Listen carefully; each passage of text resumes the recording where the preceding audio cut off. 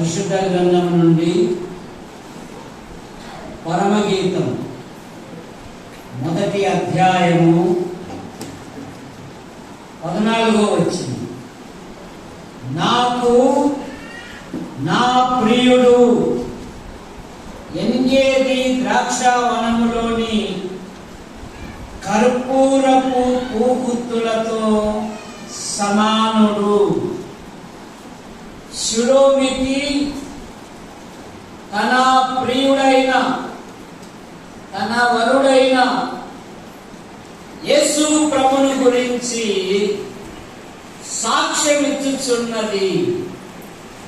నాకు నా ప్రియుడు ఎంగేది ద్రాక్షావనములోని కర్పూరపు పూగుత్తులతో సమానుడు. ప్రభువైన యేసుక్రీస్తు వారు యోహాను చేత యోర్దాను నదిలో బాప్తిసం తీసుకుంటున్నప్పుడు ఆకాశము చీల్చబడి పరిశుద్ధాత్మ ఆకారములో పావురముగా ఆయన మీద వారుచి, ఇదిగో ఈయన నా ప్రియ కుమారుడు, ఇతని యందు నేను ఆనందించుచున్నాను. దావీదు యెహోవాకు ప్రియుడు. మనము మన పాపముల చేత, దోషముల చేత, అపరాధముల చేత మన చిక్క ఉంది కదా. రోమాపత్రిక 5వ అధ్యాయంలో మనం పాపులమై ఉండగా, భక్తిహీనులమై ఉండగా, శత్రువులమై ఉండగా, మన ఆలోచనల వల్ల, అలవాట్ల వల్ల దేవుని ఉగ్రతకు పాత్రులము. అయితే ప్రభు అయిన యేసుక్రీస్తు వారు మనలను ప్రియులుగా చేయడానికి ఆయన మన కొరకు బలిగాను, అర్పణముగాను అర్పించుకున్నాడు. ఎఫెసీ పత్రిక 5వ అధ్యాయము 1వ వచనం. కనుక షులోమితి సాక్ష్యం ఇస్తా ఉంది, నాకు నా ప్రియుడు ఎంగేది ద్రాక్షావనములోని కర్పూరపు పూగుత్తుల వలె ఉన్నాడు. ఎంగేది అనే పదానికి 2 అర్థాలు. ఒకటి గొర్రె పిల్ల రక్తపు ఊట, 2 సమాధాన ఊట. జకర్యా గ్రంథం 13వ అధ్యాయం 1వ వచనములో, ఆ దినమున ఇశ్రాయేలు పాపమును పరిహరించుటకై దావీదు సంతతి వారి కొరకు ఊట ఒకటి తీయబడును. ఇమ్మానుయేలు రక్తము ఇంపైన ఊటగా. ఆ ఊటలో దొంగ మునిగి శుద్ధుడయ్యాడు. కనుక ఎంగేది అనగా గొర్రె పిల్ల రక్తపు ఊట. పాపముల చేత, దోషముల చేత, అపరాధముల చేత దేవుని కోపానికి, శాపానికి, దైవోగ్రతకు గురి అయి ఉన్నాం. పాపం వలన వచ్చు జీతము మరణము, మన ప్రభు అయిన యేసుక్రీస్తునందు నిత్య జీవము. మానవుడు పాపముల నుండి, దోషముల నుండి, అపరాధముల నుండి దేవుని దృష్టిలో పవిత్రుడవుటకు అనేకమైన ప్రయత్నములు చేయుచున్నారు. వస్త్రదానం, నేత్రదానం, భూదానం, అన్నదానం, గోదానం, రక్తదానం, ఇలాగ అనేకమైన దాన ధర్మములు చేస్తున్నాడు. మానవుని దాన ధర్మములు దేవుని దృష్టిలో మురికి పేలికలు. రోమాపత్రిక 7వ అధ్యాయం 24వ వచనంలో, అయ్యో నేనెంత దౌర్భాగ్యుడను, ఇట్టి మరణమునకు లోనకు శరీరము నుండి నన్ను ఎవడు విడిపించును. మానవుల పాపముల నుండి, మానవుల దోషముల నుండి, మానవుల అపరాధముల నుండి భూమి మీద ఎవరు విడిపించలేరు. రక్తము చిందింపకుండా పాపములకు క్షమాపణ లేదు గనక మానవుడు అనాది నుండి పాప నివారణ కొరకై జంతువులను పక్షులను బలిగా అర్పించుచున్నారు.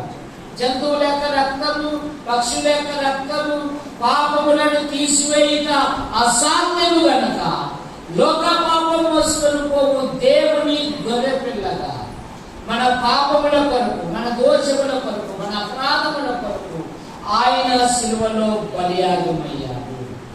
ఎఫెసీయులకు పత్రిక 1వ అధ్యాయము 7వ వచనములో ఆ ప్రియుని యందు మన అపరాధములకు విమోచన మన కలిగి ఉన్నది కనుక ఎనిగేమి అనగా గొర్రె పిల్ల రక్తపు ఊట. రెండవది సమాధాన ఊట.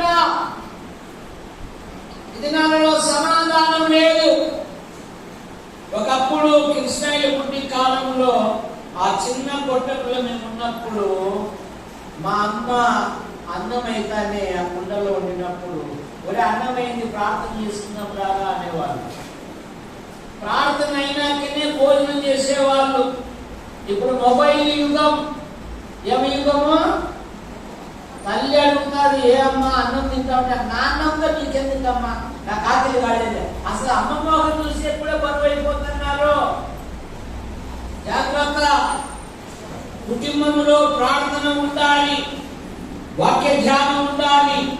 నీతిమంతుల గుడారములో రక్షణ కూర్చిన సునాదము వినబడును. అనేక కుటుంబాలలో అసమాధానముతో ఉన్నారు. 2 దినవృత్తాంతాలు 15వ అధ్యాయము 5వ వచనములో దేశములో చక్కబెట్టుటకై తిరుగు వాడికి సమాధానము లేకుండేను. యేసు క్రీస్తు లేకపోతే నువ్వెంత సంపాదించినా అది నిష్ప్రయోజనము. కనుక మన ప్రభు అయిన యేసు క్రీస్తు వారు సమాధానం ఇవ్వడానికి ఆహ్వానించాడు. ప్రయాసపడి భారము ఇచ్చిన సమస్త జనులారా నా యొద్దకు రండి, నేను మీకు విశ్రాంతిని. యోబు గ్రంథం 22:21లో ఆయనతో సహవాసము చేసిన ఎడల నీకు సమాధానమును అలాగే నీకు మేలు కలుగును. ఫిలిప్పీ పత్రిక 4వ అధ్యాయము 6వ వచనములో దేనిని గూర్చి చింతపడకుడి గాని ప్రతి విషయమునందు ప్రార్థనా విజ్ఞాపనముల చేత కృతజ్ఞతా పూర్వకముగా మీ విన్నపములు దేవునికి తెలియజేయండి. అప్పుడు సమస్త జ్ఞానములకు మించిన దేవుని సమాధానం యేసు క్రీస్తు వలన మీ హృదయములకును తలంపులకును కావాలి. ఇప్పుడు ఎనిగేదిలో 4 పాఠాలు ఉన్నాయి. మొదటి పాఠము ఎనిగేదిలో క్షమాపణ ఉన్నది. ఏముంది? క్షమాపణ. 1 సమూయేలు గ్రంథం 24వ అధ్యాయంలో రండి. 1 సమూయేలు గ్రంథం 24వ అధ్యాయము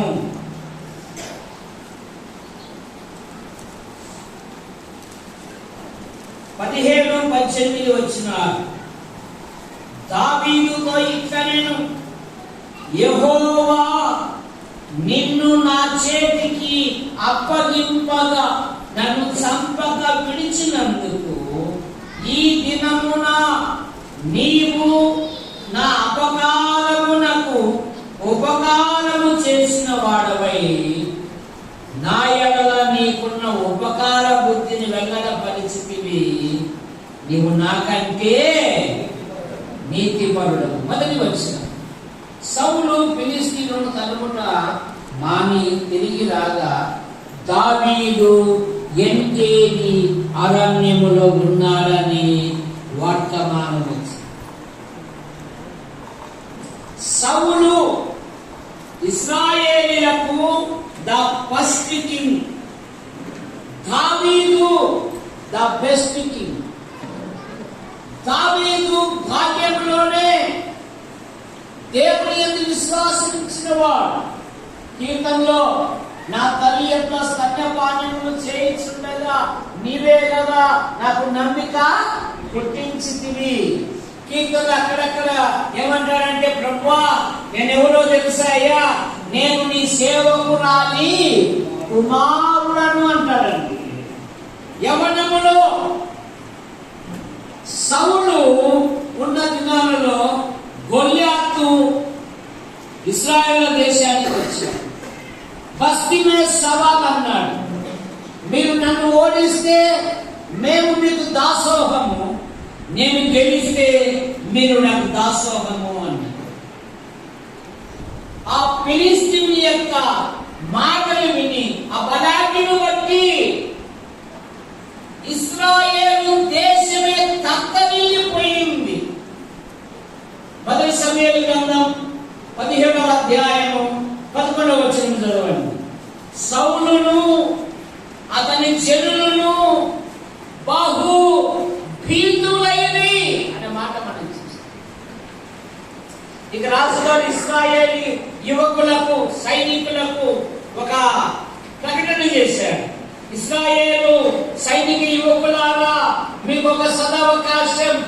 ఎవరైతే గొల్యాతును అంతమొందించెదరో అతనికి నా కుమార్తెను ఇవ్వడమే కాక సగ రాజ్యమును రాయించేదను అన్నాడండి. దావీదు అన్నాడు. అంతకంటే ముందు కాలేబు కూడా అన్నాడు, నేనే యుద్ధ వీరుని, నాకు ఏకైక కుమార్తె ఉంది ఆక్సా, నా కుమార్తెకు సోమరిపోతోడో పనికిమాలినోడో దిక్కుమాలినోడో అక్కర్లేదు, కానీ ఎవడైతే దేవి పట్టణమును జయిస్తాడో అతనికి నా కుమార్తెని ఇస్తానని ప్రకటన చేశాడు. ఒత్నీలు అనేవాడు తన ప్రాణము తెగించి దేవీరుని జయించినప్పుడు, అమ్మాయి వీడు అన్ని విషయాలలో నీకు తగిన వాడు అంటే, ఆక్ష నా కోరికలు లేవా, నాకు ఆలోచన లేవా, ఆయన ఒక మాట కూడా నన్ను అడగల కదా, అంతా మీ ఇష్టమేనా ఇప్పుడంతా కదా. దీనాలాగా స్వయిష్టంగా తినడానికి ఇష్టపడుతూ ఉన్నారు. దీనా ఆ దేశపు కుమార్తెలను చూడా ఫలితం అన్యాయం చేయాలి. జాగ్రత్త యవన పిల్లలు, దుష్ట సహవాసము మంచి నడవడిని చెడు. 40 రోజులు అయింది. ఇక యెషై పంపాడు. దావీదు చరిత్ర అంతా చెప్తే మనకు సమయం లేదు, అయ్యేది విలువైన సమయము. నేను 4 మాటలు చెప్పేస్తాను. దావీదు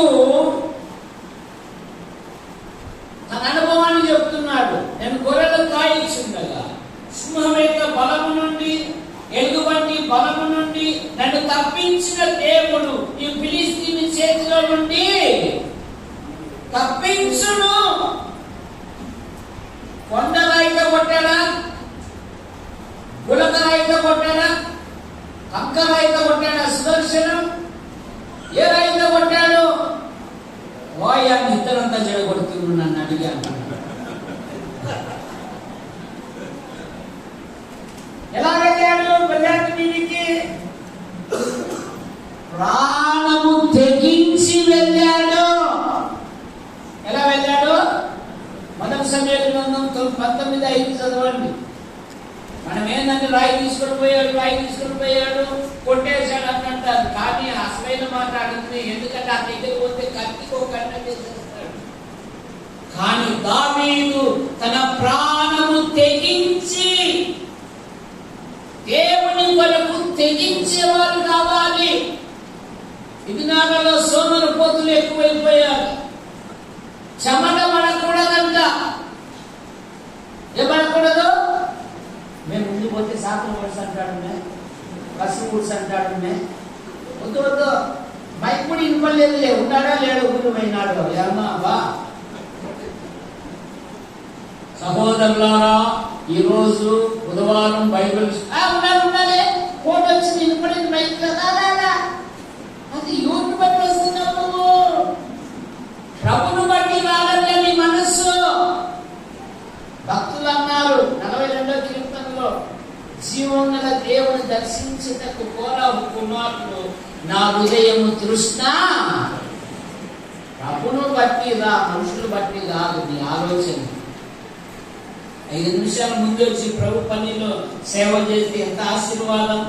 ఈ కంపౌండ్ అంతా చూశారు కదా, ఈ మందిరం అంతా ఊడిసల ఆదివారం చూడు ఎంత పెద్దదో. నేనే ఆపనిక్కలు వేసుకొని అయ్యమ్మ పిలిచాడు, రారా ఇక్కడికి వచ్చి సేవ చేస్తూ అంటే పాస్టర్లు అంటే కుర్చీలు పెడతారు, ఫ్యాన్లు పెడతారు, ఏమి అనుకున్నా.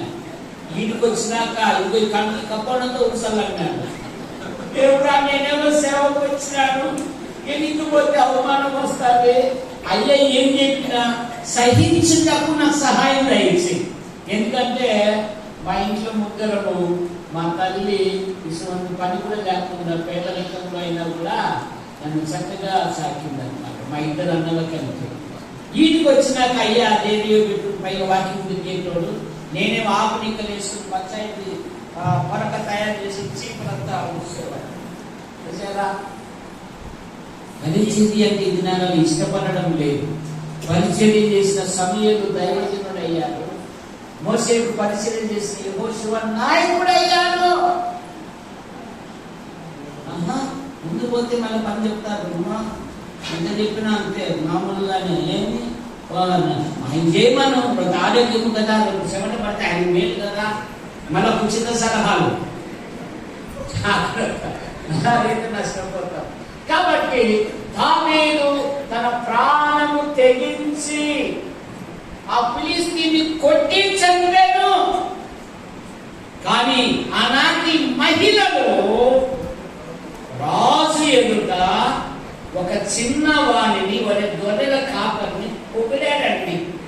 ఆ పొగట శాపముగా మారిపోయింది. 18:5 నాటి నుండి సౌలు దావీదు మీద విషపు చూపు నిలిపెను. 19వ అధ్యాయం ఆఖరి వచనంలో దావీదు మీద సౌలు జీవితాంతము విరోధముగా ఉండేను. ఇప్పుడు ఎన్నికేదిలో కాసు తిరకాసు అయింది. బస్కాపురం ఏమైంది? కాసు. ఇప్పుడు రాజునే దేవుడు సౌలు చేతి దావీదు చేతికి అప్పగించాడు. శత్రువులు అంటున్నారు, స్నేహితులు అంటున్నారు, చంపేసేయి అంటే అతడు అభిషేకం నొందిన వాడు, నేను అతన్ని నైనా సౌలా నైనా దావీదా నా అపకారము నువ్వు ఉపకారము చేసిన వాడవై నువ్వు నాకంటే నీకు ఎన్నికేదిలో క్షమాపణ. యోసేపు తన సోదరులను చేర్చుకొని ప్రీతిగా మాట్లాడి వారిని పోషించాడు. మీరు నాకు కీడు చేయ ఉద్దేశించింది కానీ దేవుడైతే మేలుకే ఉద్దేశించెను. రెండవ మాట రెఫరెన్స్ అంత అక్కర్లేదు. రెండవ మాట ఎన్నికేదిలో విజయం ఉంది. 2 దినవృత్తాంతములు 20 అధ్యాయము 2 దినవృత్తాంతములు 20 అధ్యాయము మొదటి 3 వచనాలు. ఇదైన తర్వాత 2వ దినవృత్తాంతములు చదవండి. ఇంతకుముందు బైబిల్ బాగా చదివే వాళ్ళు యువకులు చెప్పిన వెంటనే ఈ మొబైల్ ఫోన్ వచ్చినాక అసలు బైబిల్ కూడా పట్టణ శక్తి కూడా తగ్గిపోయింది. ఎంత చెప్పినా కూడా మా అన్న ఎద్దులు వ్యవసాయకుడు సొరకాలతో కొట్టి చర్మం అందం పడితే ఒక కట్టెకు మేకు పెట్టాడు. మేకు పెట్టి ఎంత పొడిసినా కూడా అక్కడ కూడా అసలు పడి అసలు కదిలేటే కాదు. అట్లా అయిపోతున్నాం. చూడు ఒకరన్నా కనీసం చదవండి. 2 దినవృత్తాంతములు 20 అధ్యాయము మొదటి వచనము. ఇదైన తర్వాత మోయాబీయులను అమ్మోనీయులను మోయాబీయులను కొందరు దండెత్తి యెహోషాపాతు మీదికి వచ్చి అందులో కొందరు వచ్చి సముద్రం ఆవల సిరియనుల దండు గొప్ప సైన్యము నీ మీదికి వచ్చుచున్నది, చిత్తగించుము, వారు అసలు తానాలని ఎంగేదిలో ఉన్నారని తెలియదు. యెహోషాపాతు ముగ్గురు శత్రువులు రాజు మీదకి యుద్ధానికి వస్తున్నారంట. ప్రతిరోజు విశ్వాసి ముగ్గురిని జయించాలి. ఎవరోని జయించాలి? ఫకీరప్ప, మల్లప్ప మదిలేటి కదా. ఒకటి శరీరాన్ని, రెండు లోకాన్ని, మూడు దురాత్మల సమూహమును విశ్వాసులు ప్రతిదినము జయించారు. ఈ ముగ్గురు రాజు యుద్ధానికి వచ్చినప్పుడు యెహోషాపాతు తన మనస్సు దేవుని మీద నిలుపుకున్నాడు, ఉపవాస దినము చాటించాడు. 12వ వచనంలో, మా దేవా నీవు వారికి తీర్పు తీర్చవా, ఈ సమయంలో ఏమీ చేయటకు నాకు తోచదు, నీవే మాకు దిక్కు అని ప్రార్థించాడు. మా రాయలసీమలో బలవంతులు బలహీనను కొట్టేటప్పుడు ఒక పదాన్ని ఉపయోగిస్తారు. ఏం పదము? ఏ నీకు దిక్కు ఎవడో చెప్పుకోవాలి చూసామంటే. కానీ ఈ రాజు అంటున్నాడు, నా దిక్కు నీవే స్వామి అంటున్నాడు. రాజు ఏమంటున్నాడు? నా దిక్కు. సైన్యానికంటే ముందు రాజు దేవుణ్ణి స్తుతించుట యాజకులను పెట్టాడు. 27వ వచనంలో, లాగున వారి దేవుడు వారి శత్రువుల మీద విజయం ఇచ్చి వారిని సంతోషపరచను అనే మాట మనం చూస్తాం. 3వ మాట యెహెజ్కేలు గ్రంథం 47వ అధ్యాయంలో, ఎన్గేదిలో సకల జాతుల చేపలు ఉన్నాయి, అనగా ఆత్మల సంపాదన. రక్షింపబడిన ఆధ్యాత్మిక జీవితంలో ఇతరులను దేవుని యొద్దకు నడిపించాలి. ఆంధ్రయ మొట్టమొదట ప్రభుని తెలుసుకున్నాడు. వెంటనే తన సహోదరుడైన సీమోనుని యేసు వద్దకు నడిపించాను. చీకటిలో నుండి ఆశ్చర్యకరమైన తన వెలుగులోకి మిమ్మల్ని పిలిచిన వారి గుణాతిశయములు ప్రచురం చేయబడుటకు ఏర్పరచబడిన వంశమును రాజులైన యాజక. రక్షింపబడ్డాం, ప్రభువులను పాలు పొందుతున్నాం, విశ్వాసం కొనసాగుతున్నాం. ఎన్ని సంవత్సరాలంటే ధైర్యంగా 20 సంవత్సరాల విశ్వాసం అంటున్నారు. ఈ 20 సంవత్సరాల విశ్వాసంలో ఒక ఇద్దరికన్నా ప్రభు దగ్గరికి నడిపించావా? ఒక ఇద్దరికన్నా ప్రభు ప్రేమను తెలియజేశావా? 4 ఇళ్ళ కన్నా వెళ్ళావా? బట్టలు కొనేటప్పుడైతే కొనేది నువ్వు, వేసుకునేది నువ్వు, సెలక్షన్ ఏమో మేము నాది రామే రామే జీవన నష్టంగా ఇది ఎట్లుంటుంది మే బాగుంటాయి. దానికైతే చూడండి, తోడు తీసుకొని పోతాం. ప్రభు దగ్గరికి వచ్చారు కదే ఒక చేతులతో వస్తాం, అలాగైతే నష్టపోతాం.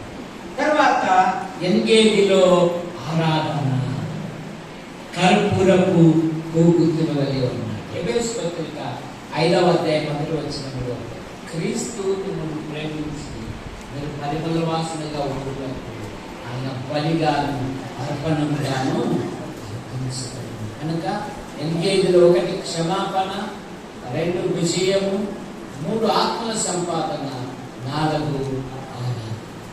అలాగే యూట్యూబ్ ఛానల్లో మరి నా యొక్క ప్రసంగాలు ఉన్నాయి.